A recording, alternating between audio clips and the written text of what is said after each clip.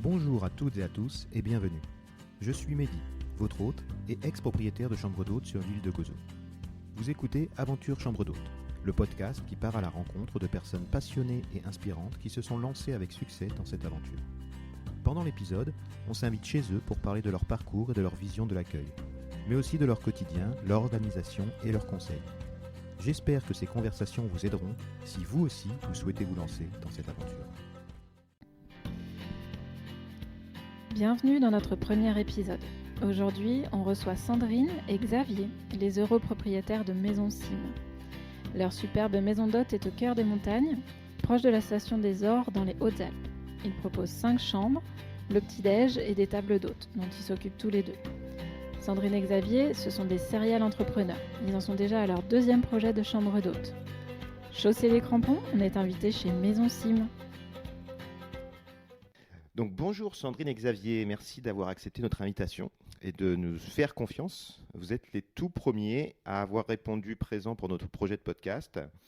On est mi-novembre, vous revenez de vacances, comment allez-vous? Prêt à attaquer la saison d'hiver? On espère. Voilà, on va voir comment la saison va se profiler. Donc pour l'instant, on a des réservations. Après, est-ce que les gens vont bouger jusqu'à nous? Ok, là vous êtes officiellement réouvert? Vous étiez en vacances, vous êtes rentré? Non. On n'est pas officiellement réouvert. On est en période habituelle de fermeture. Donc on fait des travaux dans la maison, comme souvent. Ok. Donc en plein travaux. Donc ça dure combien de temps là, la période de fermeture? C'est de quand à quand? Normalement, on est ouvert jusqu'à fin octobre, mais on ferme novembre jusqu'à mi-décembre. Ok, alors pour commencer, est-ce que vous pouvez nous décrire brièvement votre maison d'hôte et le lieu où elle se trouve?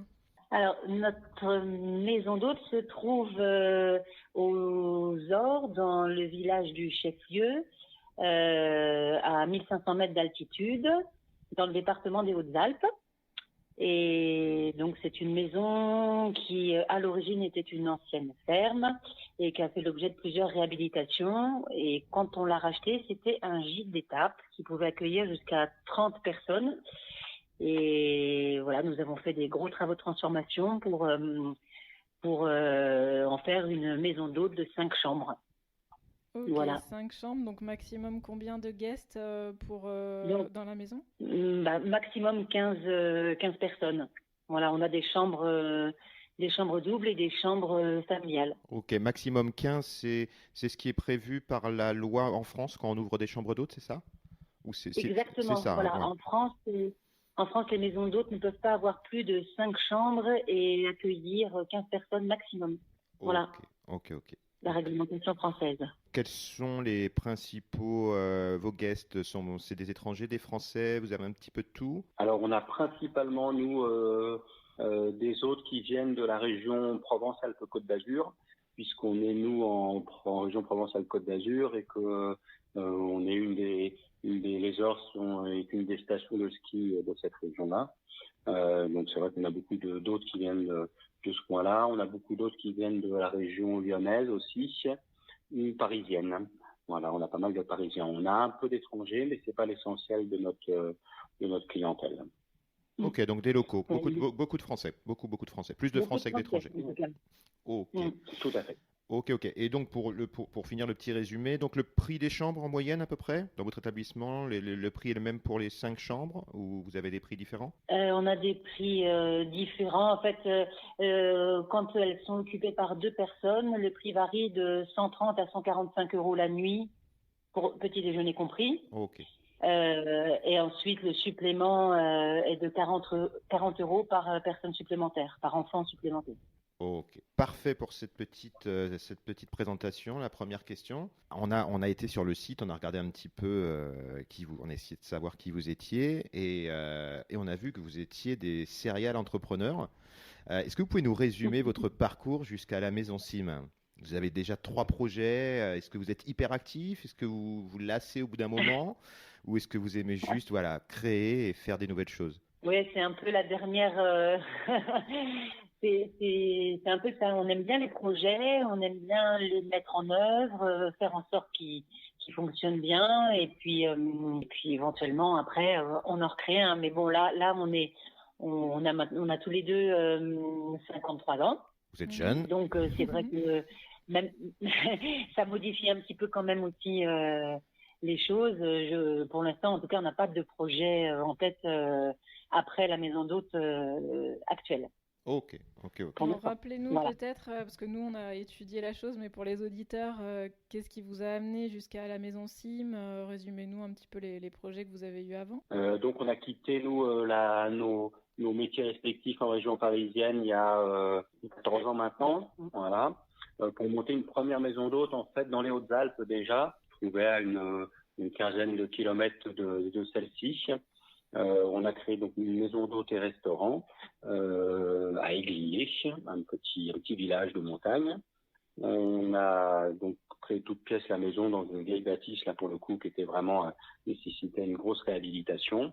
On a tenu la maison d'hôte 5-6 ans et ensuite on est parti à Nantes reprendre un restaurant et remonter voilà un nouveau restaurant dans un lieu qui était déjà un restaurant avant. Et puis ensuite on a eu envie de retourner à nouveau dans les belles montagnes des Hautes-Alpes et donc on a trouvé une autre belle bâtisse pour en faire la maison Sim.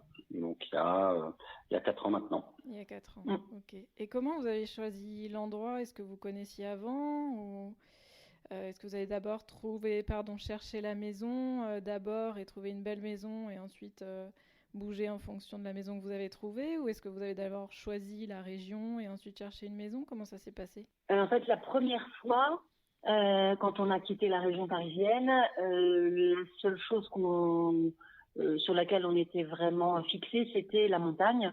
Donc, on avait un cercle de recherche qui était assez large, qui allait de la Haute-Savoie jusqu'aux Hautes-Alpes, en passant par l'Isère. Et donc, on a fait pas mal de recherches et on est venu faire un séjour avec nos enfants dans les Hautes-Alpes pour voir à quoi ça ressemblait, parce qu'en fait, on n'y avait jamais mis les pieds ni l'un ni l'autre. Okay. Et le département nous a beaucoup plu. Donc, au tout départ, comme quand même ce n'est pas notre métier d'origine, on voulait plutôt reprendre un établissement existant.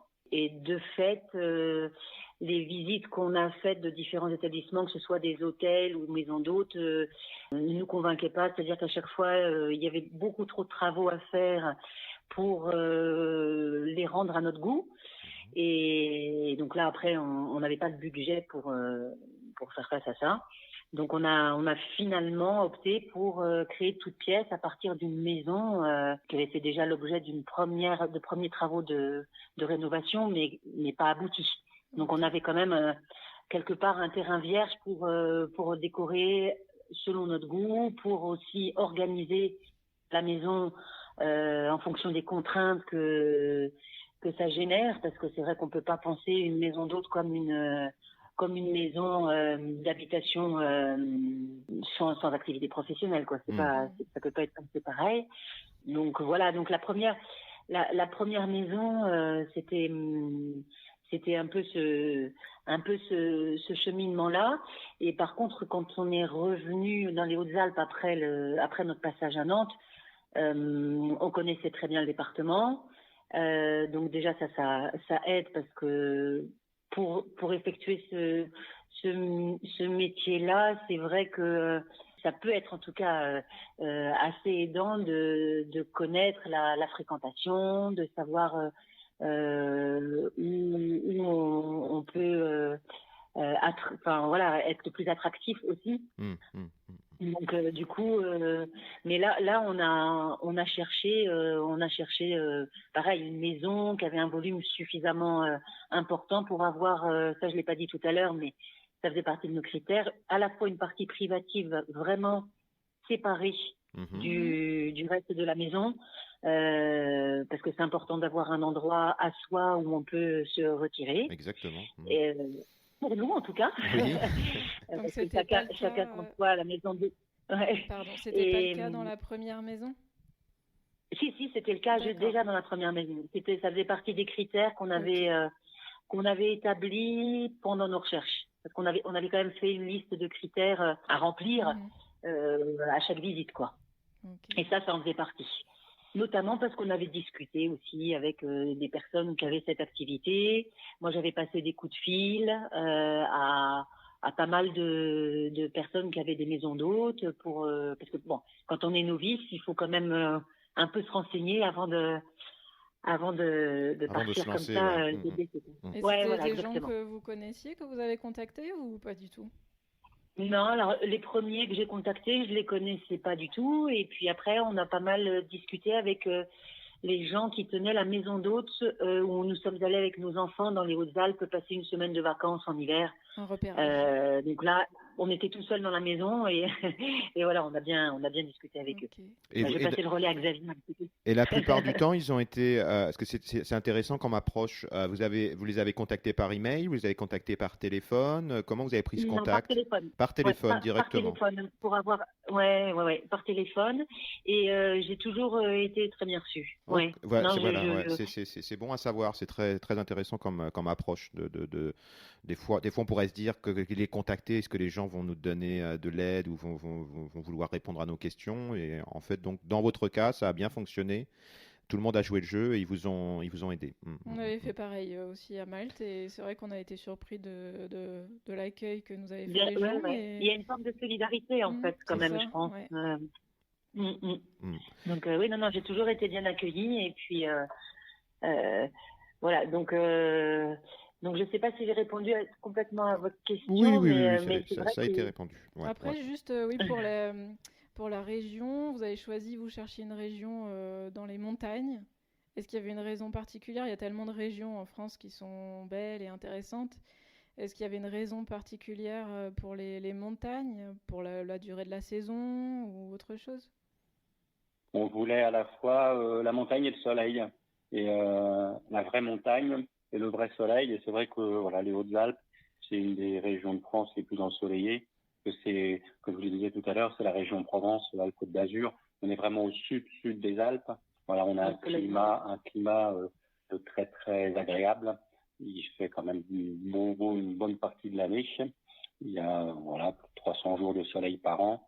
Et puis, en même temps, c'est une vraie montagne avec le sommet, le massif des Écrins, le massif du Queyras qui est pas loin non plus, des sports d'hiver. Donc voilà, c'était ce qu'on cherchait ça. Parce qu'il faut préciser qu'on aime beaucoup randonner en fait. Okay. Donc il y avait un objectif professionnel, mais parallèlement c'est aussi un vrai choix de vie quand même parce qu'on on a modifié énormément notre façon de vivre en venant vivre dans les Hautes-Alpes. On avait une vie de bureau tous les deux à Paris avec des transports en commun, avec bon voilà, je vais pas vous peindre le tableau, vous l'imaginez, j'imagine un peu. Et donc on avait très envie de changer radicalement et de ce retour à la nature qui attire beaucoup de citadins en fait. Voilà, je sais pas, c'est la quarantaine qui nous a. mais voilà, on aime beaucoup randonner tous les deux. Vous faisiez quoi à Paris? Moi, j'étais avocate et Xavier. Et moi, je travaillais dans le domaine de la communication. Rien à voir avec ce type d'activité. Non. Donc, ouais. Ok. Le seul point quand même, le seul point commun, c'est que Xavier a depuis toujours une passion pour la cuisine. Tous les deux, on aimait beaucoup recevoir d'amis à la maison. Donc, il y avait quand même cette envie, ce plaisir d'accueillir, de recevoir, de faire à manger qui était au cœur de ce choix de métier aussi là. Ok, oui, parce que ça fait partie des. Nous, on n'a pas ça sur l'île de Malte. On proposait les repas, c'est pas quelque chose. En France, c'est officiel. Quand on ouvre des chambres d'hôtes, on peut proposer le repas. C'est bien ça. Où il faut une licence spécifique pour pouvoir proposer les repas. Non, pas du tout. On peut tout à fait faire table d'hôte, comme on dit. Ouais. Alors, soit table d'hôte où tout le monde dîne ensemble, soit table d'hôte chez nous, c'est chacun est à sa table, puisqu'on a même, au début, on développait une activité de restauration aussi plus classique avec des clients qui venaient de l'extérieur. C'était pas forcément des hôtes qui dormaient à la maison. On avait un peu les deux, la double casquette. Mais du coup, sous la licence des chambres d'hôtes, je veux dire au niveau administratif, quand on crée des chambres d'hôtes en France. Là, on peut.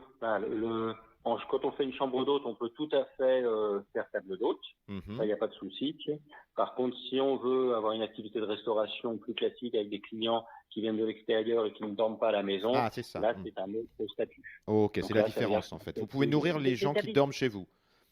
C'est Oui, ça la oui, table ça d'hôte. sans problème. Ok, Voilà, sans je comprends. problème. Voilà, ça c'est tout à fait autorisé. Ok. Et alors, juste pour revenir sur la maison, on a. Mais je crois que vous nous l'avez dit parce que vous avez dit que vous aviez rénové, c'est ça, hein, vous avez pas, la maison n'était pas prête du tout quand vous l'avez eue. La dernière, Alors, elle maison Sim. fonctionnait. Voilà, maison Sim, en fait, c'était une maison qui fonctionnait Mhm. puisque c'était un gîte d'étape et de séjour. Donc, il y avait voilà une activité, un chiffre d'affaires, du personnel, et puis voilà, la maison tournait. On est arrivé à un moment où la maison était un petit peu en difficulté quand même. Mhm. Donc, on a repris ce gîte d'étape. Mais on a changé complètement de la destination parce que le gîte d'étape, c'est des chambres dortoirs, des tablés de 30 personnes le soir. C'est beaucoup plus simple, les gens se servent, c'est plus voilà, c'est plus on va dire bon enfant, des randonneurs, Oui. des gens qui font des courses. Voilà, et donc la décoration était assez rustique. Les chambres dataient des années 70 avec des équipements qui correspondent pas du tout voilà, à ce qu'on attend de lieux un peu plus confortables aujourd'hui. Donc on y a fait d'importants travaux. Mais voilà, on a fermé en fait l'activité en rachetant l'activité de gîte d'étape et de séjour et on a réouvert 6 mois après une nouvelle activité. Ok. Donc on a eu aucune suite de clientèle entre guillemets entre les deux activités. Donc aménagement, donc rénovation. Vous avez fait rénovation. Vous avez fait les travaux vous-même. Vous avez mixé avec des professionnels. Vous avez. En fait, on a fait intervenir une entreprise un peu tout corps d'État pour le gros œuvre, la plomberie, et puis un électricien qu'on connaissait de notre première expérience. Et puis par contre, pour toutes les finitions et pour certaines parties de la maison où il n'y avait pas du gros œuvre à faire, c'est nous qui avons travaillé. Ok. Voilà, on a tout. 6 mois de travaux, donc. Oh, plus, hein. Xavier Plus dit 6 mois, mais en fait, il se rappelle plus. Ouais. Il a oublié les mauvaises, les obstacles. Oui, non, ça a duré un peu plus longtemps que 6 mois, mais c'est vrai que 6 mois, c'est quand on a pu ouvrir 2 premières chambres, et les 2 autres chambres, elles ont pu être ouvertes à partir de l'été, donc là, ça faisait déjà un peu plus ça faisait 3-4 mois supplémentaires de travaux quand même. En fait, on a changé toutes les huisseries, on a changé tous les sols, on a refait intégralement toutes les salles de bain, on a refait toutes les peintures, on a refait toute l'électricité, toute la plomberie de la maison. Donc voilà. Parce que là, il a fallu, vu que c'était des dortoirs, il a fallu donc créer ces 5 chambres complètement avec des. J'imagine que voilà, il y a des salles de bain pour chaque chambre. Ça fonctionne comme ça? Tout à fait. Ouais. En fait, on a regroupé.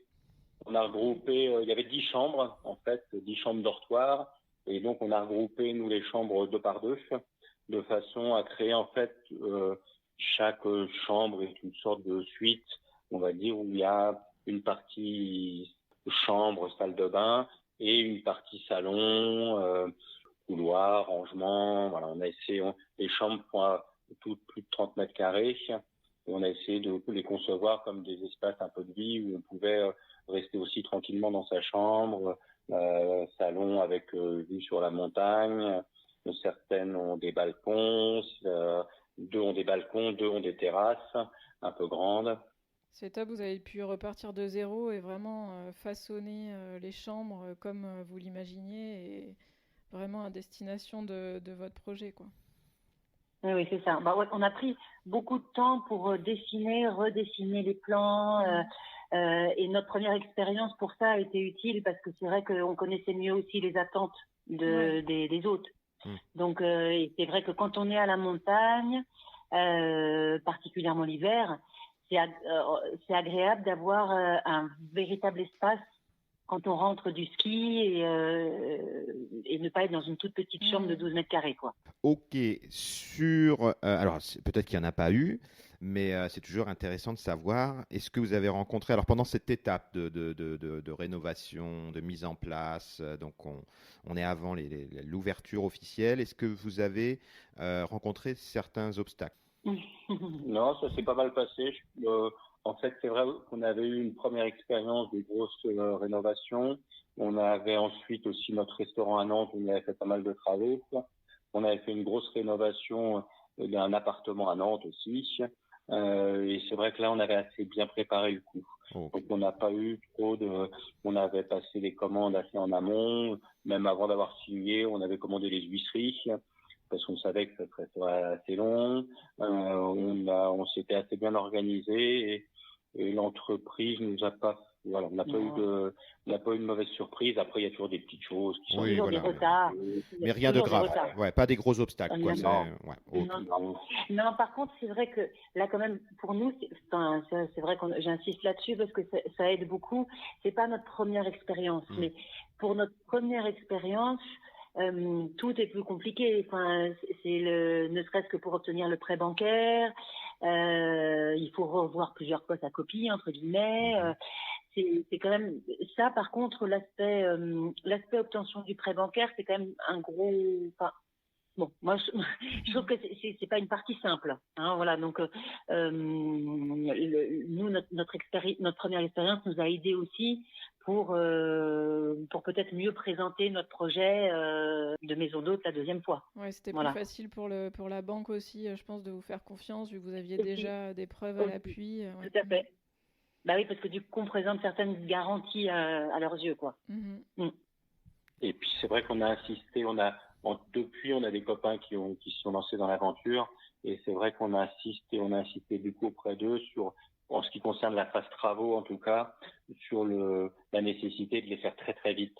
Parce que c'est vrai que quelquefois on peut se perdre un peu dans des finitions, des améliorations, c'est jamais tout à fait prêt, jamais tout à fait bien. Et c'est vrai que nous, on s'était fixé comme objectif de pouvoir ouvrir, même si ce n'était que partiellement. On arrive en septembre et on voulait pouvoir faire un peu de la saison d'hiver quand même. Donc, de pouvoir ouvrir en février quelques chambres. Donc, on avait organisé tout pour ça, quoi. Ouais, et même si c'était pas fini, ce que disait Sandrine tout à l'heure, on avait un étage où les chambres n'étaient pas terminées, mais on a ouvert l'étage où les chambres étaient terminées. On a habillé tout le reste pour que ce soit présentable. Mais c'est important de pas se noyer dans les travaux, de pas se dire c'est magnifique, je dois faire encore un peu mieux, je vais peaufiner et puis finalement de jamais ouvrir. Oui, parce qu'il faut quand même un certain délai aussi avant de se faire connaître, donc il faut en tenir compte. Tout à fait, tout à fait. Ça va être ma prochaine question justement. On a parlé travaux, ouais. Alors on va passer l'étape. La maison est ouverte. Vous êtes prêts, tout est prêt, les chambres sont prêtes à accueillir vos premiers visiteurs. Comment vous avez fait? Par quel biais vous obtenez des réservations actuellement? Comment vous utilisez l'outil Internet? Vous avez fait de la publicité sur le journal? Quelle est votre technique pour faire venir vos guests, vos clients? Alors, nous, on a tenu à faire un site... je vais dire assez esthétique, qui ressemble aussi à ce que nous on a voulu créer comme lieu, c'est-à-dire que parce que c'est quand même notre vitrine, c'est ce qui nous représente, donc on a beaucoup insisté sur la beauté des photos, l'esthétique générale du site, hein, sans entrer dans les détails. C'est réussi. Et oui, il est beau le site. Il est très, voilà, c'est épuré. Il y a de très belles photos, c'est vrai. Et voilà, il y en a pas trop. C'est bien. C'est vous qui l'avez fait? C'est vous qui avez fait le site ou vous l'avez fait faire? Alors, en fait, on a fait. C'était l'avantage aussi de travailler dans la communication avant. C'est qu'on savait un peu, voilà. Enfin, tu vois, moi, j'avais déjà fait plusieurs sites avant, donc je savais un peu ce que je voulais. Et puis, on a la chance d'avoir un fils qui est un artiste et notamment photographe. Et donc, voilà, c'est lui qui nous a fait les photos, c'est lui qui nous a fait le le design graphique du site. Et ensuite, on est passé par le garçon qui nous avait fait le site de notre précédente maison pour faire la partie développement, on va dire. Mais toute la partie graphique, c'est nous qui l'avions défini. Le contenu, c'est nous qui l'avions défini. Donc, ça a été la première étape de la communication. Et, alors ensuite, ce qu'on a fait, comme on disposait des photos de notre fiston, on lui a fait faire aussi un communiqué de presse qu'on a adressé à toutes les rédactions qui nous semblaient importantes, que ce soit dans le domaine du tourisme ou de la déco ou de la cuisine, c'est-à-dire de la restauration. Et de fait, ça a eu un impact important. On a eu tout de suite une presse assez importante. On a eu alors le Fooding, qui est un magazine, un guide de sélection de restaurants, nous a tout de suite inclus, et sachant qu'il nous connaissait déjà de Nantes en fait. Il nous avait connus, on les avait rencontrés au cours de notre activité de restaurant à Nantes. Et puis après, on a eu un article aussi dans Côté Est, dans Simple Things, enfin dans pas mal de magazines. Oui, c'est impressionnant. Et donc, on a vu ça sur le site, pardon. Il y a Elle Déco, vous avez une rubrique dans Télématin, c'est impressionnant. On a vraiment beaucoup de chance parce qu'en plus, c'était vraiment pendant la première année. Et donc, ça a beaucoup boosté le démarrage. Et ça nous a amené pas mal de monde. Et au-delà de ça, après, on est inscrit à l'Office du tourisme des Ors. Mais en dehors du site internet, de la couverture presse et de cette inscription à l'Office du tourisme, on n'a pas fait grand-chose d'autre en fait. Ok, vous n'êtes pas sur Airbnb, vous n'êtes pas sur Booking, vous n'êtes pas sur tous ces moteurs de recherche. Non, ok, mais c'est bien. Vous arrivez à remplir, vous arrivez à faire ce qu'il faut pendant l'année, juste avec cette publicité que vous avez fait sur les magazines et avec l'Office de tourisme. Oui. Alors après, on essaye de continuer. L'Office du tourisme était content aussi d'avoir un nouvel établissement sur les Ors. J'allais dire d'un standing un peu supérieur à ce qui est habituellement sur la station. Et donc, l'Office du tourisme nous a aussi pas mal sollicité, utilisé et aidé avec leur agence de presse. Donc, dès qu'il y avait des journalistes qui contactaient un peu l'Office du tourisme via leur agence de presse, ils venaient vers nous. Donc, ça nous a pas mal aussi, ça nous a pas mal aidé. Et puis, on essaye de poursuivre, d'être toujours disponible pour la presse, quand il y a des visites de presse à faire, on continue quand même à essayer d'activer les relations presse parce que pour cette activité, c'est quand même un bon outil, un outil gratuit. Voilà, parce qu'il n'y en a pas tant que ça. Et puis un outil assez libre, contrairement aux plateformes où on est un peu moins libre de gérer le fonctionnement. Et puis sinon, on entretient beaucoup le lien avec nos hôtes aussi. Enfin beaucoup, non, pas beaucoup, mais en tout cas régulièrement, on doit faire 2 newsletters par an à peu près, ou 3, pour juste entretenir le lien et se rappeler à leurs bons souvenirs, quoi. Voilà. Bon, on sent le bagage marketing de l'équipe. Ah. Okay. Ouais, mais c'est important parce que c'est vrai que c'est quand même un secteur très concurrentiel. Et c'est vrai que les gens, si on va pas vers eux, ils viennent pas tout seuls. Bah, c'est top en tout cas d'avoir des petites astuces comme ça et de voir surtout qu'on peut être indépendant aussi de ces plateformes Booking, Airbnb, que c'est possible de faire sans, et ça donne un peu d'espoir parce que c'est vrai qu'ils prennent beaucoup de commissions, donc c'est un budget si on choisit de travailler avec eux, quoi. Oui, et puis c'est vrai qu'on aime bien nous avoir la relation directe aussi. Et ça change. Pour être tout à fait transparent, au tout début de Maison Sim, on s'est dit pour lancer un peu rapidement l'activité, on va quand même se mettre sur Booking parce qu'on se disait que voilà qu'au moins pour 1 an ou 2, ça nous permettrait de démarrer plus vite.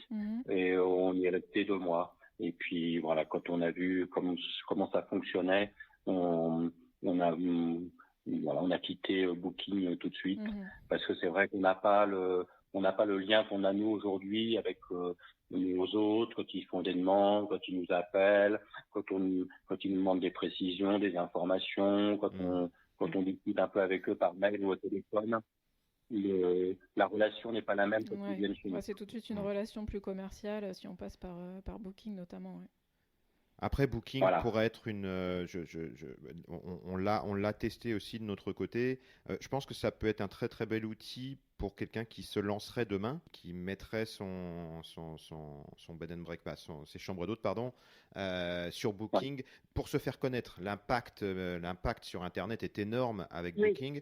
Ça permettrait de faire un premier lancer. On paiera quelques frais, mais après, ne pas rester sur cette plateforme et essayer de... En tout cas, nous, c'est vrai l'expérience qu'on en a faite, les quelques clients pas très sympas qu'on a eu au tout début, c'était par Booking. Ah oui, c'est marrant parce qu'on a eu les mêmes expériences. Ouais, en fait, on est parti du principe que le problème avec la plateforme, c'est que beaucoup de gens, nous c'est comme ça qu'on l'a vu, ne cherchent pas réellement, ils savent pas où ils arrivent. Ce qu'ils veulent, c'est le premier de la région, toc, je prends celui-ci, c'est le premier de la région. Et en fait, ils n'ont pas du tout regardé où ils allaient, ils savent pas qu'ils se croient dans un hôtel, c'est pas des... J'avais vraiment l'impression d'avoir des clients d'hôtel. En fait. Exactement. C'est exactement ce qu'on a ressenti. C'est pour ça qu'on a arrêté, c'est qu'on n'avait pas la clientèle maison d'hôtes, on n'avait pas les hôtes habituels. C'est des gens en fait qui sont tombés sur nous. Je veux dire par hasard, ils n'ont pas choisi. La maison pour venir faire un séjour. Et ça change tout dans la relation. Exactement, ça on est tout à fait d'accord. On est sur la même longueur d'onde sur ça. Ok, donc du coup, non, j'avais une question pour revenir sur le dossier de presse. Le dossier de presse. Donc, pareil, le dossier de presse, c'est un peu comme quand vous avez contacté les B&B pour savoir comment ça fonctionnait pour votre premier B&B, vos premières chambres d'hôtes. Le dossier de presse, vous l'avez fait et vous êtes dit, allez, toc, on envoie et on verra ce qui se passe.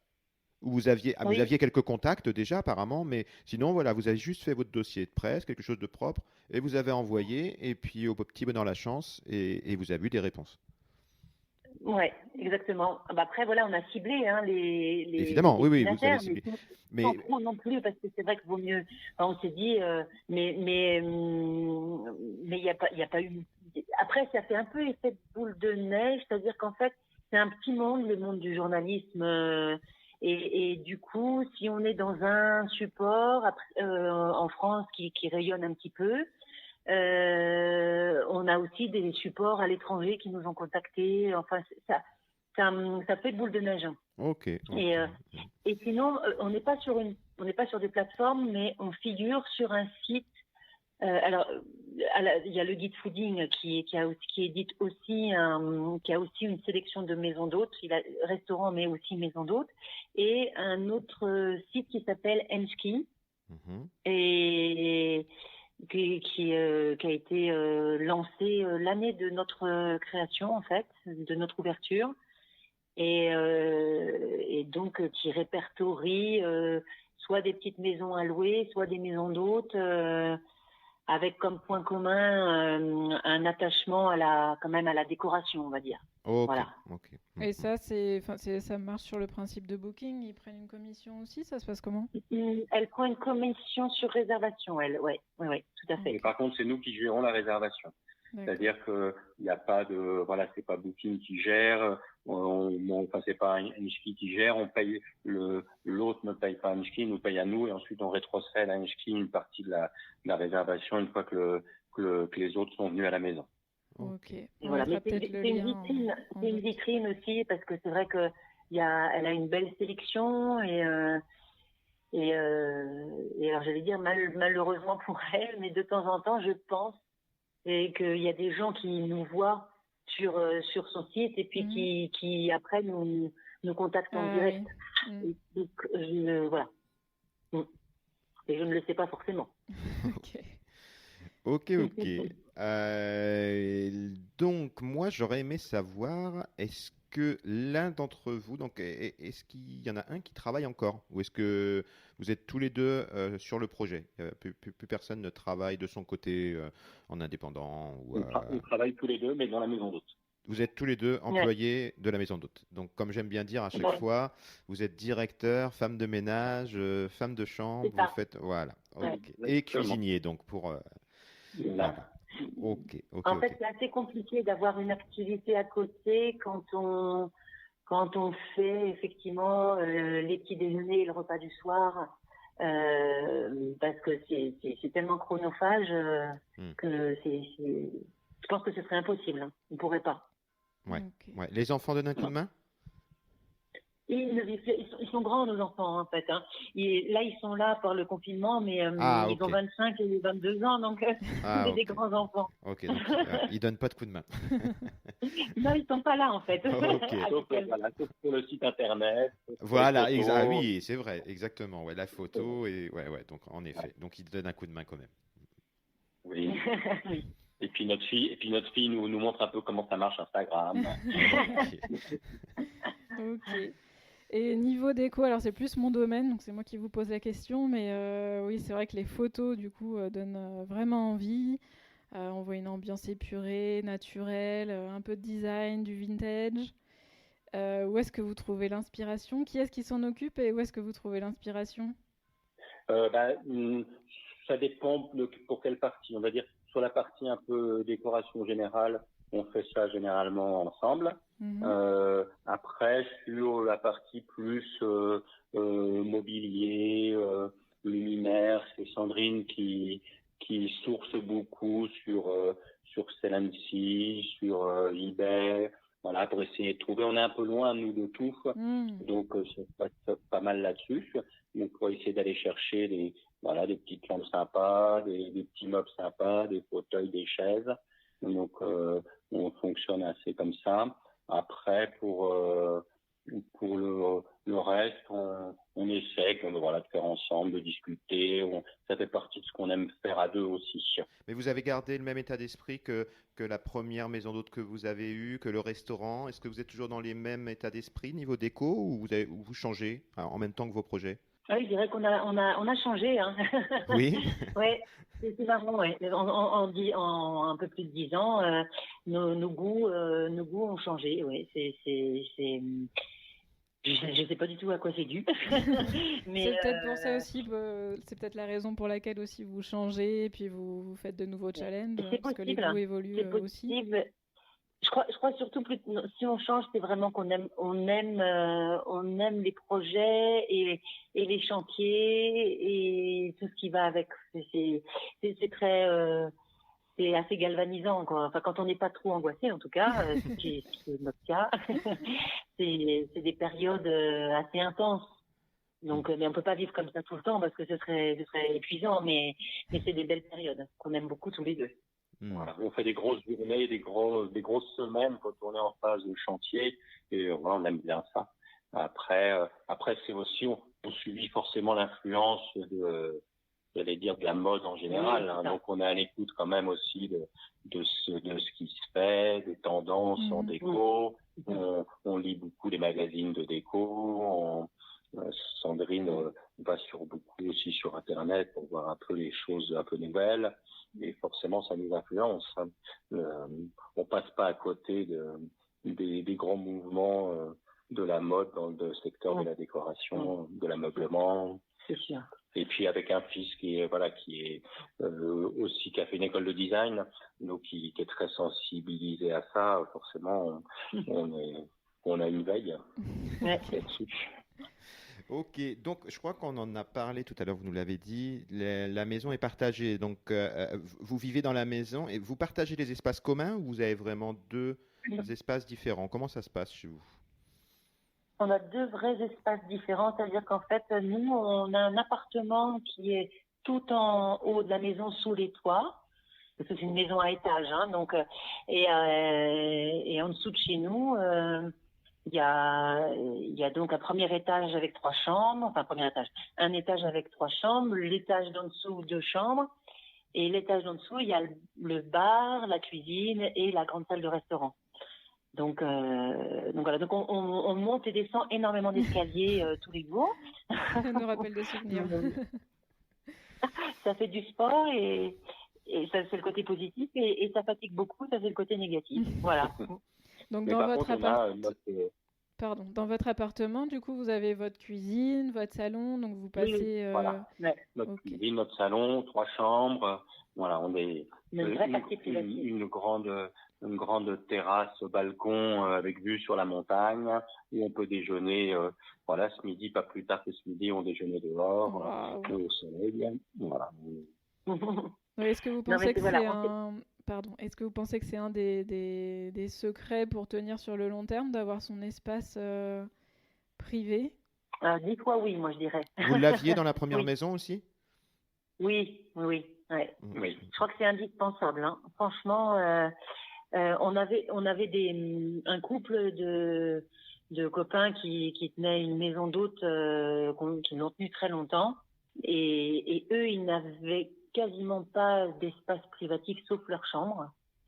Et franchement, ils nous ont dit que très rapidement, ça leur a été pénible. Hein. Parce que voilà, on aime les gens. Quand on fait ce métier, on aime les gens, on aime discuter avec eux, mais pour être vraiment disponible, il faut pouvoir se ressourcer. Et donc le moment de ressourcement, si on le fait pas dans un espace réservé à soi, en fait, il est impossible. Bon, en tout cas, moi, pour en avoir parlé avec différentes personnes, c'est souvent vécu comme quelque chose d'indispensable, mais tout est possible. Hein. Il y a des personnes qui vivent parfaitement le collectif en permanence et que ça ne dérange pas. Hein. On l'a fait comme ça dans l'ancienne maison qu'on avait. On avait nos appartements en bas, mais on avait juste une chambre avec un petit salon. Mais on avait la cuisine, voilà, on partageait quand on mangeait, on voyait les guests rentrer et sortir. Oui. Donc voilà, c'est vrai qu'on a vécu comme ça pendant 7 ans. On aimerait repartir sur un autre projet. Et c'est vrai que sur ce nouveau projet, on a plus tendance à chercher un espace maintenant pour nous, avec notre cuisine, donc on partirait plus sur ce que vous faites exactement. Ouais. Après l'expérience, effectivement, on adore les gens, on aime bien, voilà, c'est très très bien, mais c'est beaucoup d'énergie, donc c'est vrai que c'est l'idéal. Après, ça représente un vrai coût quand même, hein, parce que ça suppose d'avoir une surface beaucoup plus importante. Donc c'est vrai que c'est pas toujours réalisable non plus pour toutes les personnes qui ont ce projet. Hein.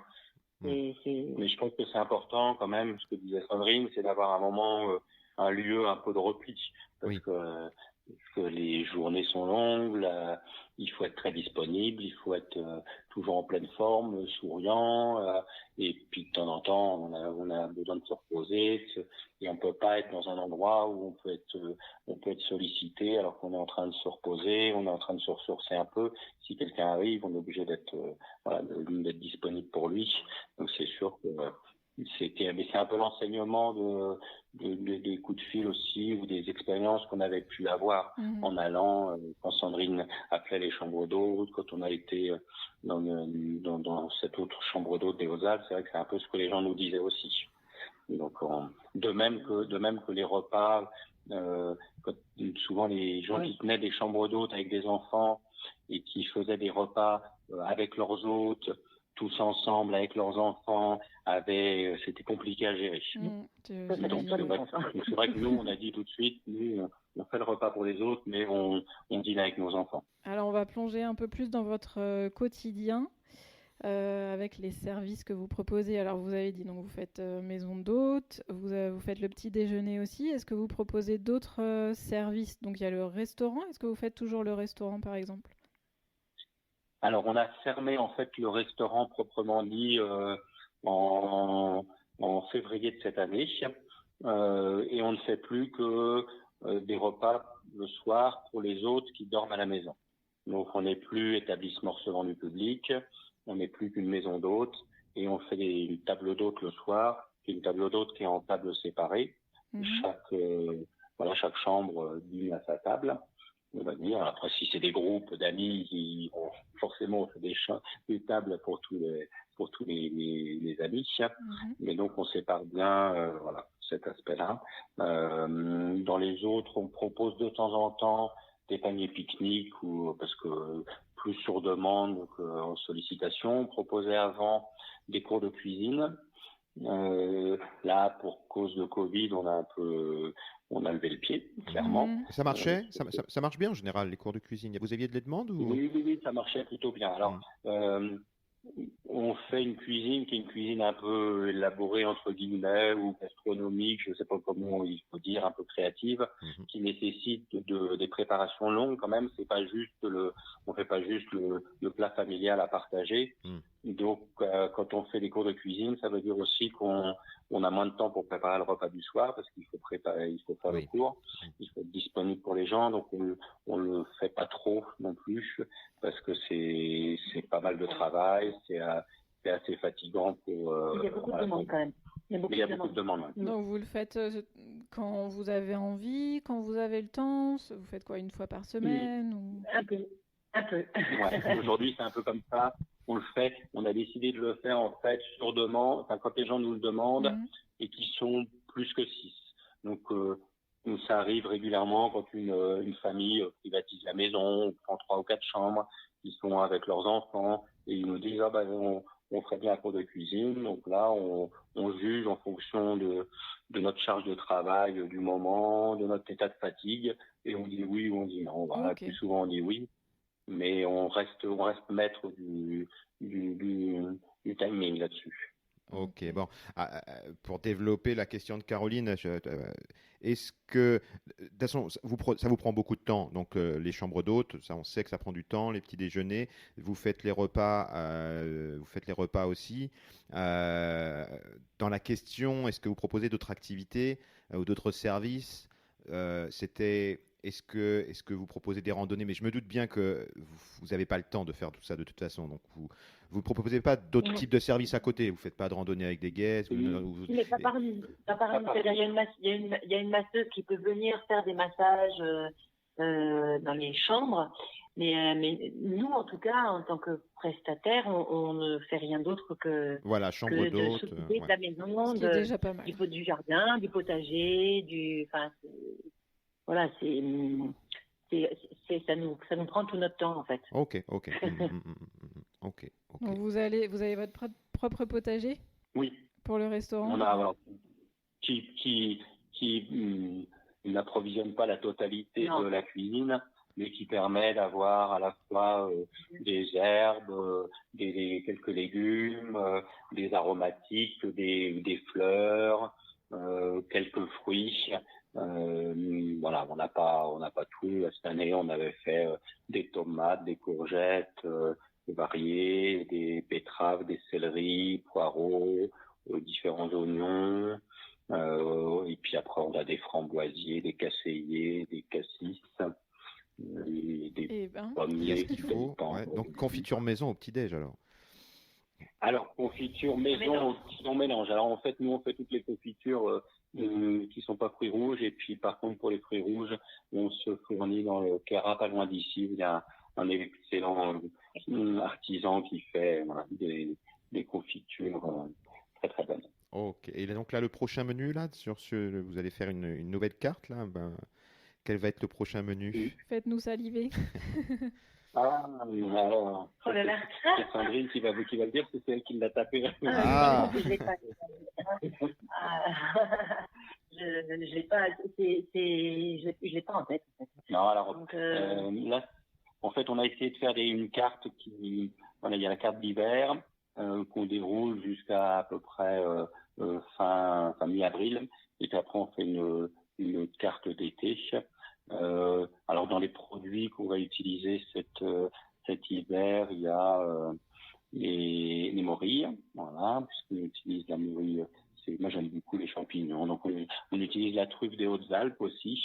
On fait un œuf parfait avec une mousseline de pommes de terre et de la truffe des Hautes-Alpes, donc de la Melanosporum, de la vraie truffe noire. En fait, on a des copains qui habitent un peu plus au sud du département et qui ont une grande trufficulture, donc on profite de ça. On essaye de travailler au maximum les produits locaux. Oui. Après, on veut quand même aussi pouvoir offrir un peu de produits de la mer à nos hôtes, mais c'est vrai qu'on travaille beaucoup avec les ressources locales. Ça donne envie. Ça donne On envie. arrive. Ça donne envie. Ça donne envie. Il faut compter combien à peu près l'assiette moyenne si on mange chez vous? Alors en fait, c'est un menu. On n'a pas de. C'est un menu unique chaque Oui, fois oui, qui est au même prix. Donc, voilà. Donc c'est 38 € par personne, sans le vin. Ok. Voilà. Voilà, et puis Entrée, plat, dessert. On essaye sur le vin on est bio au maximum sur toute la maison, mais pas à 100% non plus, parce que quelquefois il y a des produits qu'on trouve pas à qualité égale en bio, donc dans ces cas-là on accepte de les prendre non bio, mais on essaye de faire un maximum d'épicerie, les légumes, le plus de choses possibles en bio. Et pour les vins c'est pareil, on a toute la carte est bio. Après on essaye aussi de développer de plus en plus une offre de vins nature. Okay. Donc des vins qui sont faits sans intrants diverses et variés, avec des raisins bien élevés. Donc, je pense que tout le monde va vouloir venir chez vous. Là. Ok. On ne pourra pas accepter tout le monde, mais une autre question, c'est par rapport, donc on l'a évoqué un petit peu, par rapport à votre saison. Est-ce que vous pouvez nous expliquer comment se déroulent vos saisons? Quand est-ce que vous ouvrez? Quand est-ce que vous fermez? C'est quand la saison pleine, la saison creuse? On a en fait 2 saisons. La saison d'hiver qui débute en même temps que l'ouverture de la station. Donc c'est aux alentours ça dépend chaque année, mais aux alentours du 15 décembre. Jusqu'à à peu près mi-avril. Ok. Et ensuite on ferme jusqu'à la fin du mois de mai. Et puis on réouvre donc début juin jusqu'à fin août. Là on fait une petite pause parce que à la fin de l'été on a besoin un peu de reprendre notre souffle et puis de prendre quelques jours. Donc on fait une pause d'une 12aine de jours. Et on réouvre vers le 10 septembre jusqu'à à peu près la moitié des vacances scolaires de la Toussaint. Voilà, on ouvre la première semaine des vacances de Toussaint et puis ensuite on ferme. Ok, ça nous donne une idée de comment vous travaillez. Ça vous fait quelques pauses dans la saison, dans l'année, c'est pas mal. Alors donc en dehors des grandes pauses que je vous ai indiquées, effectivement, on n'hésite pas nous à se prendre 2-3 jours par-ci, par-là pour soit pour aller voir des amis, soit pour juste se promener si on n'a pas beaucoup de demandes ou si on n'en a pas du tout, bien sûr, parce que c'est vrai que nous on trouve que c'est important de pouvoir le faire pour durer, quoi. Mais donc la maison est fermée quand vous faites un week-end ou 3 jours, c'est fermé, on est d'accord. Exactement, oui. On se dit, allez, on va prendre 3 jours et puis on sait que généralement on le fait dans des moments où il y a très peu de demandes. Hein. Oui. Donc on risque éventuellement de perdre peut-être une réservation, mais sincèrement, si on ne décide pas de ça, en fait, on ne peut jamais fermer parce que les demandes, c'est par exemple, surtout en été, en tout cas, la fin de l'été. À chaque fois pendant les vacances qu'on prend, on a refusé du monde. C'est sûr. Mais il y a les vacances avec nos enfants aussi, c'est un peu sacré. Voilà. C'est 10 jours. C'est que on a un métier où on travaille pendant les vacances des autres et donc pendant leurs vacances à eux aussi. Et si on se bloque pas quelques jours fin août, début septembre, on ne profite pas suffisamment d'eux. Donc ça, c'est important pour durer. Moi, tant qu'on peut le faire, on le fait. Après, voilà, je pense que c'est... Du coup, vous ouvrez à Noël? Vous avez toujours du monde à Noël? Ah oui. Noël, jour de l'an. Il y a une très grosse demande à la montagne, Noël, jour de l'an. Ouais, donc vous, c'est un pic. Noël en famille ou entre amis, et Noël, jour de l'an en famille ou entre amis, non, pas pour vous. Non, Ouais. non, on a de la famille à la maison généralement, mais donc dans notre appartement. Mhm. Mais Mais il faut se lever en le fait, matin. on décale. C'est qu'en fait, de toute façon, nous, on fait jamais à dîner tous les soirs. Hein. C'est nos hôtes, on leur fait à dîner 4 à 5 soirs maximum, mais c'est plutôt 4 soirs par semaine. Le Ce qui reste est du déjà temps, pas mal. ils vont dîner à l'extérieur. Voilà. Ok. On va essayer vous allez essayer de nous décrire une journée type. Votre réveil, à quelle heure le réveil sonne le matin pour vous pendant la saison? 6h30. 6h30. 7h30 7h30. 7h30. 7h30. Ok. Et qu'est-ce Ouais. qui se passe à 7h30, à partir de 7h30? Juste une journée type, voilà. Donc en saison, en activité, à 7h30, on se réveille. À 8h moins le quart, on est en bas dans la cuisine. Généralement, on a mis la table du petit déjeuner après le service du soir, la veille. Donc là, on prépare le petit déjeuner qui, chez nous, est servi entre 8h30 et 10h. Et puis, donc voilà, on prépare le petit déjeuner. Ensuite, on sert le petit déjeuner à nos hôtes.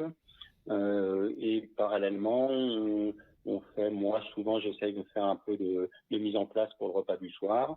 Pendant ce temps-là, Sandrine souvent a un peu de travail de bureau, de comptabilité, les travaux habituels administratifs.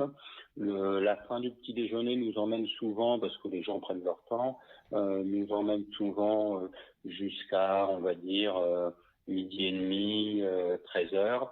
Entre la fin du petit déjeuner et les départs des hôtes. Ce qu'il faut imaginer, c'est que quand on a 5 chambres et 15 personnes, tous les jours, il y en a qui partent, donc quasiment statistiquement. Et donc, ça veut dire que les départs chez nous seront à partir de 11h, au plus tard à 11h. Et souvent, les gens, ils aiment bien discuter un peu aussi au moment du départ. Donc, c'est vrai qu'on a souvent, à midi et demi, souvent, on est encore dans la cuisine en bas à ranger le petit déjeuner, à faire la vaisselle du petit déjeuner, à remettre un peu tout en place. Ensuite, on monte dans les chambres pour faire un coup de propre dans les chambres de nos hôtes, voire refaire une chambre ou 2 ou 3 ou 4 ou 5 Oui, ça dépend si les départs ou Voilà. donc vous faites tous les jours un petit ménage quand même, et puis après quand il y a un départ vous faites un grand ménage mais tous les jours il y aura il y a un petit ménage. Voilà, tous les jours il y a un minimum un petit ménage et puis de temps en temps un gros ménage. Donc ça dépend un peu là de ça des jours. Donc ça peut nous amener à faire la pause à 13h30, 14h, quelquefois 14h30 quand on a des gros ménages. Donc on monte chez nous, on déjeune, on fait une petite sieste. Et puis, de temps en temps, il faut qu'on aille faire des courses. Donc, on va éventuellement faire des courses. On essaye de s'organiser le mieux possible pour pas avoir à faire trop de courses en pleine saison parce que on est quand même un peu loin on se fait livrer pas mal de choses. On se fait livrer pas mal de choses. On va faire un marché une fois par semaine généralement, mais on s'organise pour que sur le marché les fournisseurs nous aient mis de côté les choses pour pas perdre trop de temps. Donc en tout cas, si en sortie de sieste, on essaye de temps en temps d'aller faire un petit tour quand même juste autour du village, une petite demi-heure.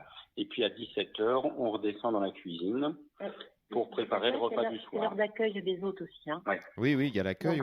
Il faut qu'on soit là de toute façon à 17h. Ouais. Voilà. C'est 17h l'heure de check-in? Nous, c'est tout à fait. 17h le check-in et 11h le check-out.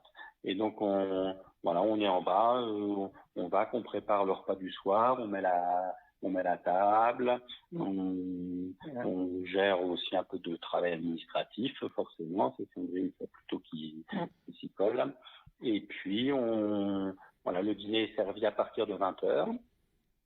Et puis, souvent, en général, ça se termine autour de 22h30, 23h. Maintenant quand il y avait restaurant, ça se terminait plus tard.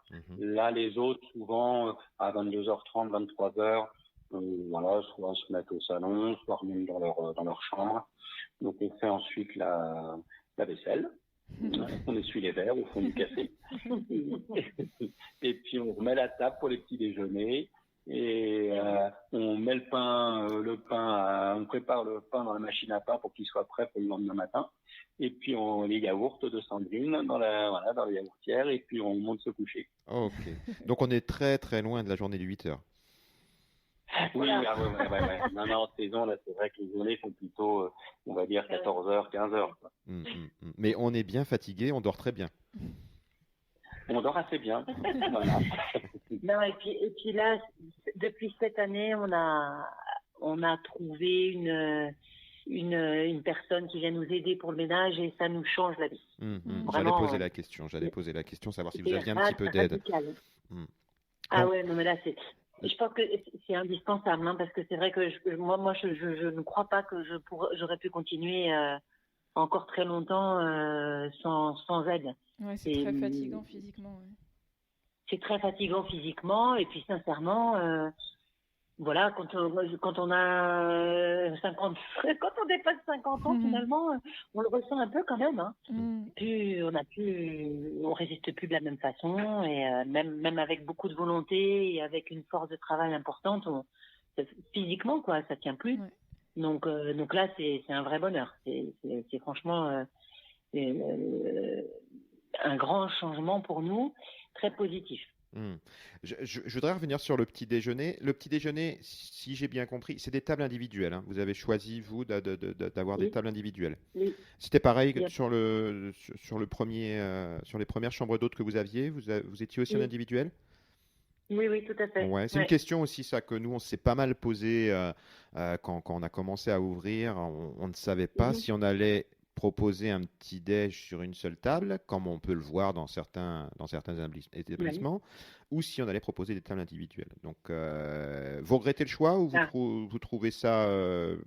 Nous, on préfère... Je sais qu'on ne fera pas de grandes tables si on recommence, mais vous êtes d'accord avec ce choix? C'est plus pratique. Alors, il y a plusieurs raisons pour lesquelles on maintient ce choix.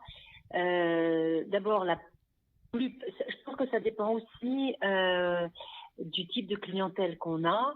En tout cas, nos clients, nos hôtes, le matin, ils aiment bien être tranquilles, mais comme le soir d'ailleurs, à leur table et s'ils sympathisent avec d'autres personnes, voilà, ils le feront de leur propre initiative, mais c'est pas nous qui leur aurons imposé. Et puis l'aspect de notre côté aussi, c'est qu'on trouve que les buffets, par exemple, je sais pas si parce que il y a aussi ça dans le fait parfois dans le choix du petit déjeuner, les buffets, on trouve que ça occasionne beaucoup de gâchis. Vous servez à la table, en fait, vous avez un genre de menu pour le petit déjeuner? Voilà, non, c'est la même chose pour tout le monde, mais on sert à table. Donc il y a du fromage, il y a de la charcuterie, il y a du sucré, mais on met une part par personne, quitte à ce que les personnes nous redemandent. Mais c'est vrai qu'il n'y a pas le côté grand buffet avec à volonté où après finalement il en reste autant dans l'assiette que, j'exagère, mais ça peut se produire. Donc ça, on voulait pas de ça. Et puis le fait c'est vrai que les gens, ils aiment, enfin voilà, je l'ai dit tout à l'heure, mais ils aiment vraiment bien être tranquilles à leur table au petit déjeuner. Le matin, il y en a qui ont du mal à se réveiller le matin. Oui, tout à fait. Je suis un petit peu comme ça. Caroline est comme ça. Donc c'est vrai que je préfère ce système. Donc on avait choisi aussi les tables individuelles, c'est vrai. On avait choisi les tables individuelles et c'est vrai que c'est beaucoup mieux comme ça. Et comme vous l'avez bien dit, les gens discutent entre eux. Et c'est ceux qui ne veulent pas discuter ne discutent pas. Et voilà, ceux qui veulent discuter discutent. Donc je pense que c'est la bonne méthode. Il y a une vraie clientèle quand même pour des tables uniques. Mais pas trop dans notre type d'établissement en tout cas. Voilà, je pense que il y a encore des endroits où recherchés pour ça, hein, mais c'est plutôt des gîtes d'étape, peut-être moins des maisons d'hôtes. Moins des maisons d'hôtes. Oui, c'est comme le fait de déjeuner avec ses hôtes. Je ne comprends pas comment. Je ne vois pas comment on peut déjeuner. Ou sinon, ça veut dire que je déjeune 4 fois. Si j'ai 5 chambres, donc déjeuner avec les autres, on ne peut pas non plus. Vous déjeunez pas avec les autres. Vous buvez éventuellement un café Non, en discutant, mais on non, ne peut pas déjeuner non, avec non, les autres. Non. non. Non, mais on a même guère le temps souvent, il y en a qui nous disent, vous voulez pas boire un verre avec nous? Oui. C'est vrai que malheureusement, les journées sont quand même un peu chargées. On Et peut le faire, mais... ça nous arrive exceptionnellement, mais c'est sûr que le soir, par exemple, après le dîner, de temps en temps, il y en a qui aimeraient bien qu'on se pose, qu'on discute un peu, en pleine saison. Ça veut dire pour nous, ça nous emmène souvent coucher tard. Et il y a un moment où on ne tient pas le coup. Eh oui, vous n'êtes pas en vacances. Non, on n'est pas en vacances, voilà. Et puis donc on le fait de temps en temps parce que voilà, ça fait partie. Et puis il y a des autres avec qui on s'entend particulièrement bien, donc mais on ne peut pas le faire tout le temps. Et pour le petit-déj, il y a de la cuisine. Est-ce que vous cuisinez pour le petit-déj, par exemple? Est-ce que vous faites des œufs ou sur demande ou il n'y a pas du tout de cuisine? Oui, si, on fait du pain perdu, on fait des crêpes miltrou, bagrir, qui sont des crêpes du Maghreb avec miel et beurre. On fait, voilà. Mais ça, c'est tous les jours, c'est proposé? Oui, on change en fait. On fait souvent une préparation un peu de ce type-là qui change tous les jours. Donc, après, ça peut être, quelquefois c'est un gâteau, quelquefois c'est des crêpes, on nous arrive de faire des gaufres, voilà, on essaye de... Ok, mais les œufs, c'est vrai que je pense aux œufs parce que bon, après nous on avait beaucoup plus d'anglais, mais les œufs, voilà, les œufs souvent les gens demandent un œuf sur le plat on n'a pas beaucoup de demandes mais effectivement nous on le propose pas spontanément. Vous le proposez pas spontanément. Voilà. C'est mais plus c'est des rare. Français, oui, c'est pour ça. Et puis oui, c'est plus des Français, ouais. Pour revenir sur la journée type, donc comment vous organisez tous les deux? Vous faites tout ensemble ou est-ce qu'il y en a un qui fait le petit-déj un jour, l'autre le lendemain, etc. Ou vous avez vos tâches attitrées?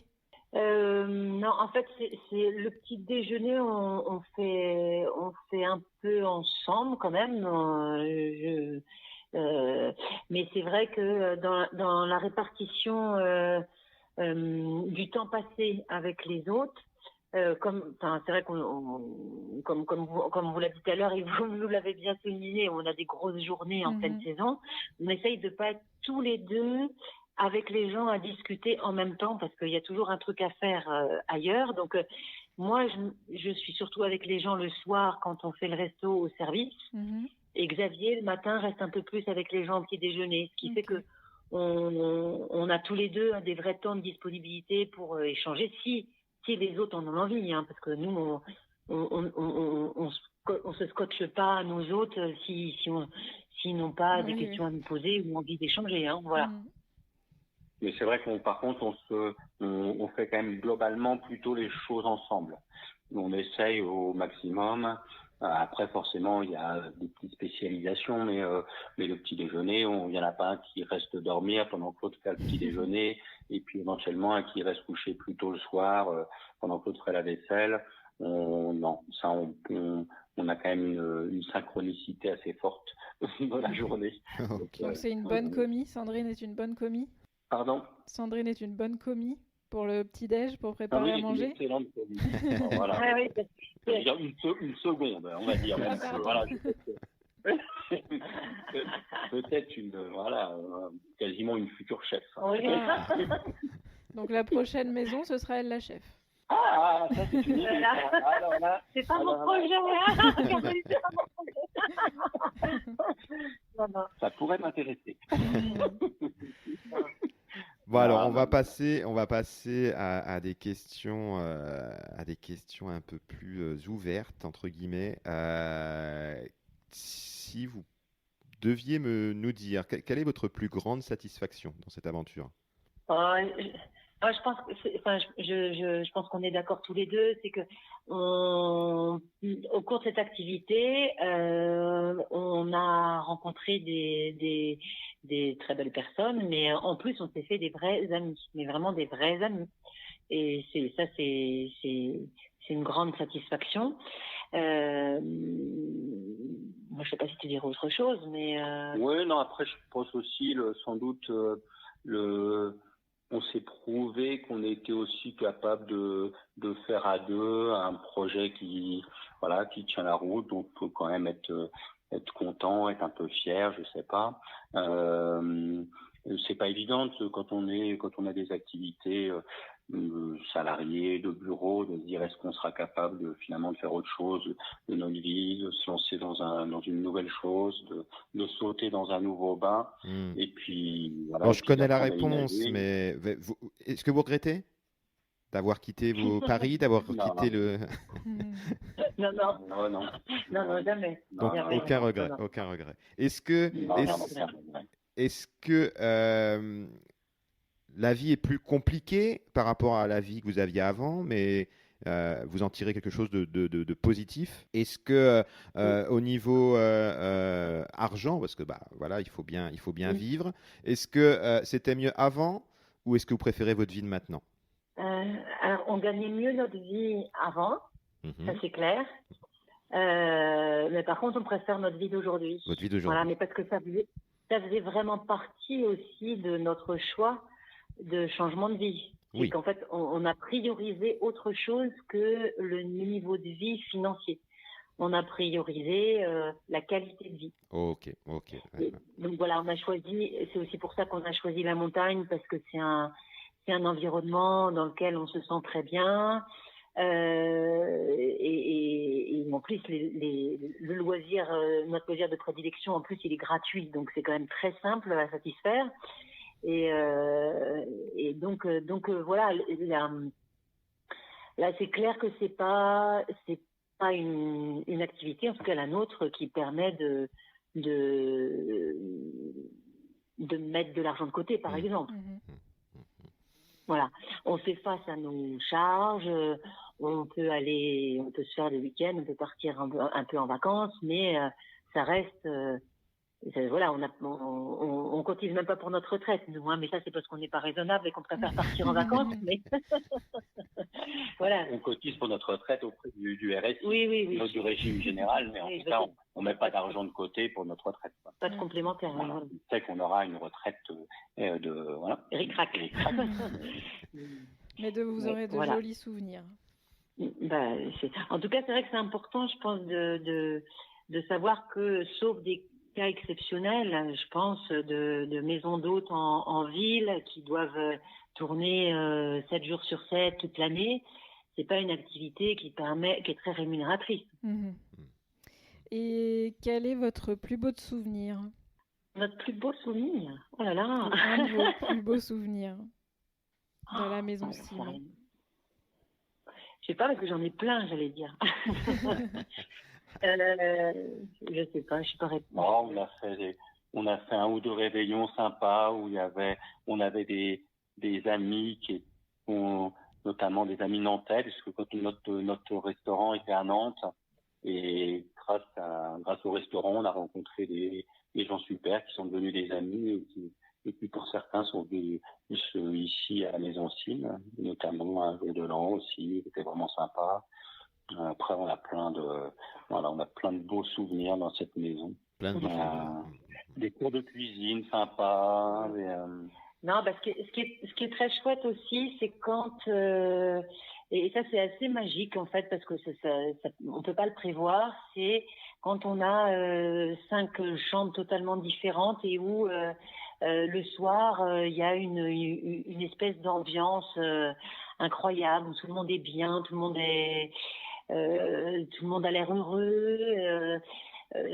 Content, et qui a une joie de vivre qui est hyper gratifiante, parce que comme c'est quand même un métier où on a l'impression de donner beaucoup, c'est sympa quand on sent qu'il y a du retour et que, pas forcément verbalisé, mais qu'on le ressent en tout cas. Alors ça, moi je suis 100% d'accord. 100% d'accord. Ça fait partie des choses qu'on trouvait, je trouvais ça magique comme vous l'avez dit, des gens différents qui ne se connaissent pas, et après 3 jours ou 4 jours ou une semaine passés ensemble à la maison, on a fait un lien en fait. Notre métier, c'est ça. On a créé, on a tout doucement, sans trop s'imposer, on a réussi à créer des liens entre des gens. On crée des liens avec ces gens aussi, et c'est vrai que c'est ça qui est beau. Voilà. Ça fait humanité. Voilà, un petit peu. Oui. On fait du soin et du lien. Voilà. Et puis à un moment, on fait des petites humanités chez nous. C'est sympa. Et puis, on voit les gens se se détendre aussi au fur et à mesure que le temps passe.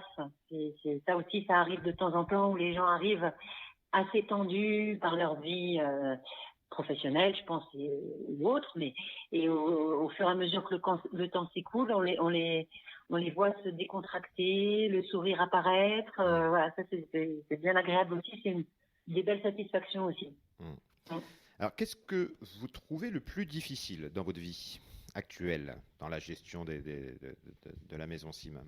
Qu'est-ce qui est le plus difficile pour vous? Alors, je crois qu'on va répondre séparément parce que je ne sais pas si on fera les mêmes réponses. Moi, c'est parfois, c'est même la répétitivité des tâches. Donc, la vaisselle, la pluche, c'est le ménage, tout ce qui est finalement c'est des petites tâches qui font qu'on peut accueillir les gens et être disponible pour eux et puis avoir des beaux échanges, mais ça peut peser au bout d'un moment. Et puis la fatigue physique quand je suis en pleine saison. Voilà. Ok. Pour Xavier? Oui, mais je pense que c'est assez proche aussi quand même. Hein. C'est de toute façon dans tout travail, de temps en temps, on a un peu l'impression de faire un peu la même chose tous les jours, mais ça fait partie d'un des éléments fondamentaux du travail. Et puis c'est sûr que les saisons, c'est des moments quand même longs, durs, un peu stressants. Donc forcément, c'est pas facile de passer ces périodes-là. On en sort toujours un peu fatigué quand même, un peu, il faut se remotiver et puis se reposer, faire autre chose, et puis après on repart. C'est un peu un travail de mercenaire entre guillemets. En tout cas, voilà, on est même sur de l'intensif. Hein. Alors, on en a parlé tout à l'heure rapidement de la retraite. Vous pensez faire ça combien de temps? Déjà dans une idée en tête, est-ce que vous avez un autre projet déjà? Bon, je pense pas pour le moment, mais est-ce que vous avez une idée de combien de temps ça va durer? Jusqu'à quel âge vous ferez ça? Ouais, on se dit souvent que on va faire ça le temps qu'on tient physiquement, je pense. Oui. Voilà. C'est-à-dire qu'en fait, c'est notre physique qui nous dictera notre décision. Et puis qu'on le fait bien et qu'on y a encore du plaisir. C'est vrai que je pense que le jour où on se dira, oh, là, on a quand même vraiment du mal, on s'arrêtera parce qu'il faut s'arrêter. Il faut surtout éviter de le faire, sans plaisir, sans envie. Mais on n'interdit rien. C'est sûr que c'est pas impossible qu'un jour ou l'autre, on se lance dans autre chose. Voilà. Mais on n'a pas d'autres projets pour l'instant. Mais c'est vrai qu'il a raison, Xavier, on se sent libre quand même. Le cap principal, on l'a passé il y a maintenant plus de 10 ans. C'est un vrai cap à franchir, de dire on va être acteur de notre vie, ça fait un peu grandiloquent, mais quand même, c'est quand même nous, c'est de nous qui sommes un peu décideurs de la façon dont on va orchestrer notre avenir, quoi. Hein. On n'a plus de patron, quoi. Voilà. Donc on se sent libre et puis on a éprouvé notre capacité à monter et faire vivre des projets. Donc du coup, s'il y en a un autre, il y en a un autre. Okay. Là aujourd'hui, on essaye plutôt de s'organiser le mieux possible, d'être le plus organisé pour se soulager de notre fatigue physique. C'est un peu le cap actuel, c'est d'essayer de voir comment on peut faire tout le mieux possible. Alors nous, on travaillait, si ça peut vous aider, mais ça dépend comment la maison est faite. Mais on avait une chambre qui était beaucoup plus petite qu'on ne louait pas en tant que chambre d'hôte. Et du coup, cette chambre, on l'utilisait pour ce qu'on appelle des helpers. Je ne sais pas si vous avez déjà entendu parler du site Helpix. Un peu comme le Woofing. Oui, voilà, exactement. Et nous, on était inscrits sur le site Helpix et on avait mis notre chambre d'hôte. Et donc, en échange de quelques heures de travail le matin, ça m'aidait beaucoup pour le ménage. Parce qu'en fait, j'étais tout seul à gérer la maison. Caroline travaillait sur l'autre île. Et du coup, j'avais quelqu'un qui venait m'aider et on avait plein de monde qui venait. Donc, on ne prenait pas plus d'un mois, mais du coup, la personne avait sa chambre et je lui donnais le petit D'accord. déjeuner. Elle pouvait cuisiner dans ma cuisine. Elle vivait sa vie. Mais le matin, elle m'aidait dans les chambres et puis l'après-midi, elle était en vacances. Et D'accord. ça, c'est quelque chose, ça s'appelle HelpX. Et Ouais. c'est un site très Oui, sympa. c'est intéressant. Mais il faut évidemment pouvoir lui proposer Oui, le l'espace. gîte. C'est notre cas. Ouais, Voilà. Il y en a qui Mhm. proposent les repas, il y en a qui proposent tout, parce que nous on l'avait fait en Australie, on avait le gîte et le couvert, mais nous là on proposait que le gîte parce que j'avais pas le temps de cuisiner pour quelqu'un d'autre. Ouais, Mais c'est quelque d'accord. chose qui peut être intéressant aussi, Ouais, ouais, quand on se tout à lance. fait. Mm, mm, mm. Ouais. Malheureusement, on n'a pas de chambre Non. disponible. Voilà, on a ici, il y a dans notre atelier cave en bas, il y a un petit coin, mais c'est pas une chambre très agréable. Oh, après l'été, vous êtes Euh, à la montagne, vous mettez une belle tente dans le jardin, peut-être qu'il Oh, y en aurait qui viendraient. ouais. sympa quand même. Excellent.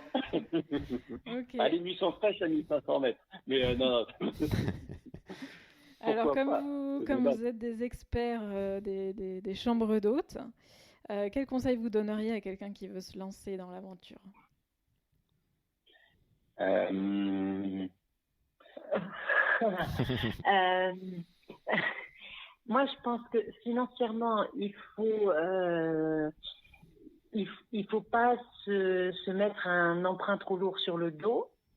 Je pense que ça, c'est vraiment important parce que à la fois c'est anxiogène et matériellement, je pense que ça complique quand même beaucoup la réussite du projet. Et puis le conseil que j'ai évoqué avant, c'est de se préserver un espace vraiment à soi. Mhm. Voilà, d'avoir une partie privative pour pouvoir se replier, se ressourcer. Au niveau du budget, et c'est donc, vrai que j'ai pas posé la question tout à l'heure, j'ai oublié ça m'est passé par la tête.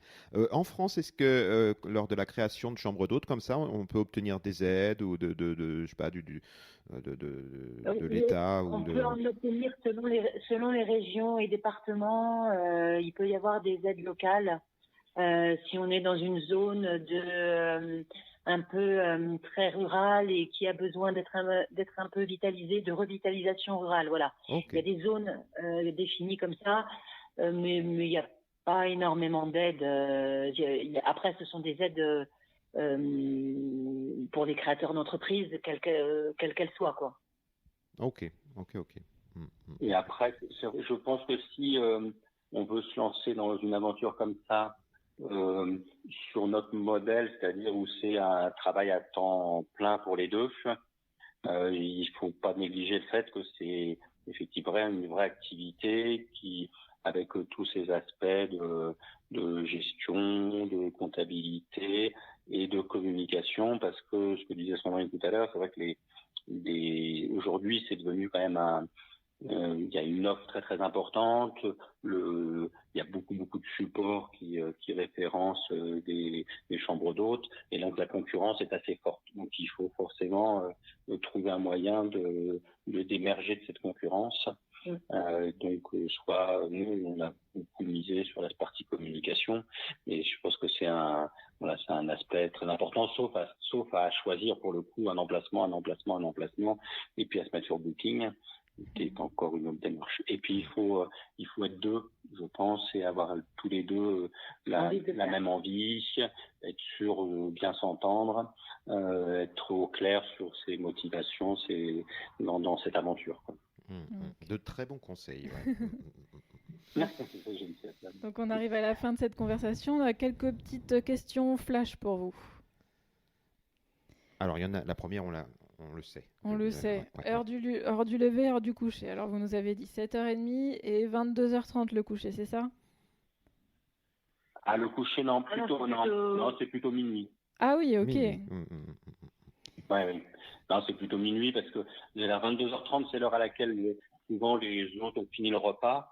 Mais Oui, il faut encore qu'on Voilà, fasse faut la nettoyer. vaisselle. Ok. Ouais. Du coup, quand vous faites pas de repas, On- vous arrivez à aller Pardon? coucher beaucoup plus tôt. Quand il n'y a pas de repas, vous arrivez à aller coucher beaucoup plus tôt, du Ah coup. voilà, quand Ouais. il n'y a pas de repas, voilà, les jours où il n'y a pas de repas, Mm. il faut qu'on soit là à 17h pour l'accueil, et puis quelquefois jusqu'à 20h, mais on monte chez nous, on redescend, là c'est un peu différent.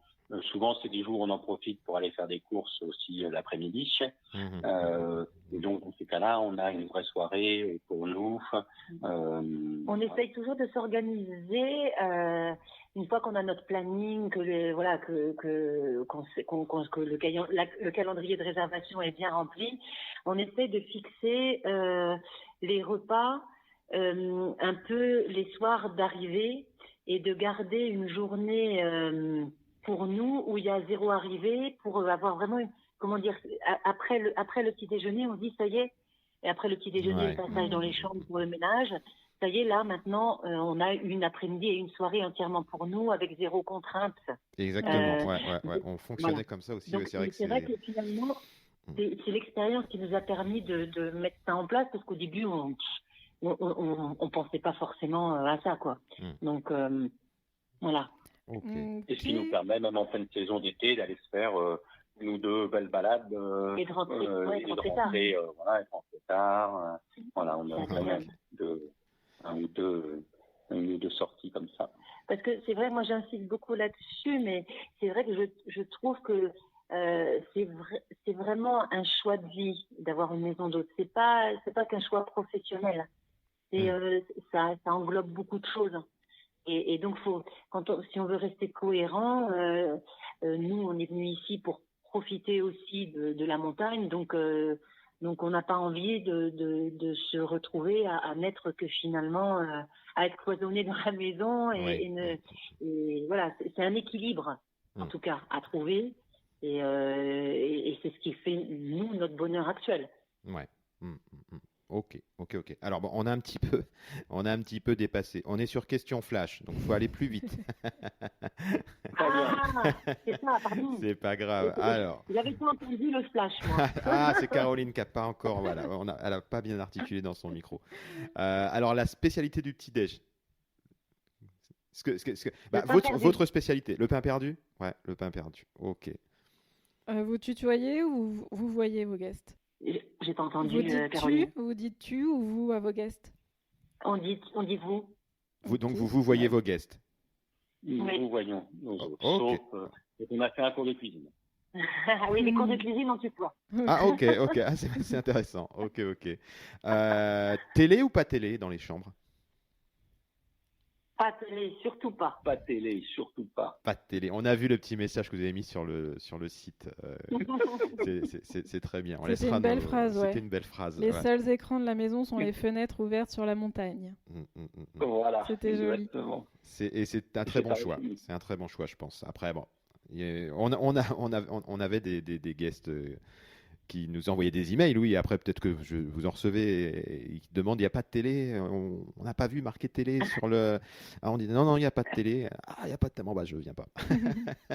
Si la personne était venue pour regarder la télé, effectivement, c'est qu'elle avait peut-être rien à venir faire chez nous. En tout cas, voilà. Donc, c'est un très bon choix. Oui, exactement, il y a d'autres endroits pour ça, exactement. Et enfin, en vacances, vous êtes plutôt chambre d'hôte ou hôtel, vous? Hôtel. C'est intéressant. Oui, parce que vraiment en vacances, on a besoin de se retrouver tous les deux. Et voilà. On était pareil. Beaucoup par ailleurs. Voilà, donc on est plutôt hôtel. Alors, on a fini les questions flash. Qui aimeriez-vous écouter dans ce podcast? Si vous avez des connaissances ou si vous avez des chambres d'hôtes que vous avez déjà visitées ou que vous aimeriez visiter, ou est-ce que vous aimeriez qu'on contacte d'autres chambres d'hôtes? Est-ce que vous pensez à des gens ou pas du tout? C'est pas grave si vous n'avez aucune idée de contact. Si on pense, alors Sandrine s'y connaît mieux que moi en chambre d'hôte, mais il y a des gens qu'on a déjà rencontrés, mais qui ont des expériences intéressantes, comme Eric et Muriel Chevalier, qui tiennent une maison d'hôte qui s'appelle le 35 mai. En Ardèche. En Ardèche, à Lévent. Donc on va contacter ça, on va contacter ceux-là. C'est des gens qui ont une vraie expérience. Ok, parfait. C'est ce qu'il nous faut pour nos auditeurs. Est-ce que on arrive à la fin de la conversation? Est-ce que vous souhaitez parler de quelque chose qu'on aurait oublié ou qu'on n'aurait pas évoqué? Quelque chose qui serait important un beau tour un beau panorama. On a fait un beau panorama, apparemment. Je pense qu'on a bien fait le tour de toutes nos questions. Il y a plus de questions. En tout cas, c'était super intéressant. Merci. Non, mais c'était un plaisir. Cette conversation, c'était sympa.